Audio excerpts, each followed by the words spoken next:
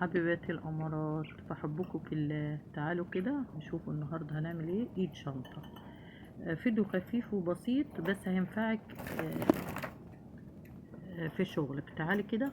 دايما انا في شغلي بعمل ايد الشنطة اللي زي كده لما بكون بركب فيها سلسلة، بدل ما اعمل السلسلة كاملة ما بتبقاش ظريفة، وخصوصا لما بيكون في الشتاء بتبقى ساقعة وبتبقى مهياش حلوة خالص. بعمل بايه؟ بسلسلة بسيطة، بشغل الكروشيه، بإبرة كبيرة مقاس 5. بس ايه، ما عندكيش إبرة كبيرة حاولي تظبطي نفسك بالإبرة 4.5 دي. وتعالي هنشتغل.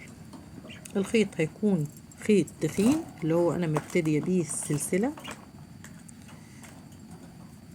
وبعد كده الخيط التاني يكون رفيع زي ما قلت لكم اهو. مقاسات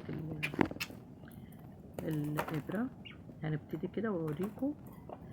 هكون مشتغلة بالخيط الأول، استنى هوريكم الخيط ده رفيع اللي هو الخيط التاني اللي هنشتغل بيه الغرزة بتاعتنا التانية.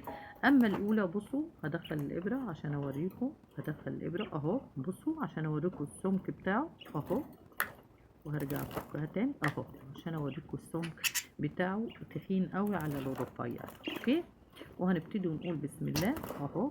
هنشتغل ونسحب الخيط بمنزلق، نشتغل ونسحب الخيط بمنزلقة، نشتغل ونسحب الخيط بمنزلقة لحد بصوا شكلها هيبقى جميل جدا، وتركبيها في السلسلة تبقى جميلة. ممكن تعمليها كاملة بالمنظر ده، بتبقى جميلة جدا. انا بقول لكم على اللي بشتغلوا في شغل ومش هبخل بأي معلومة، ومعاكم دايما. باي.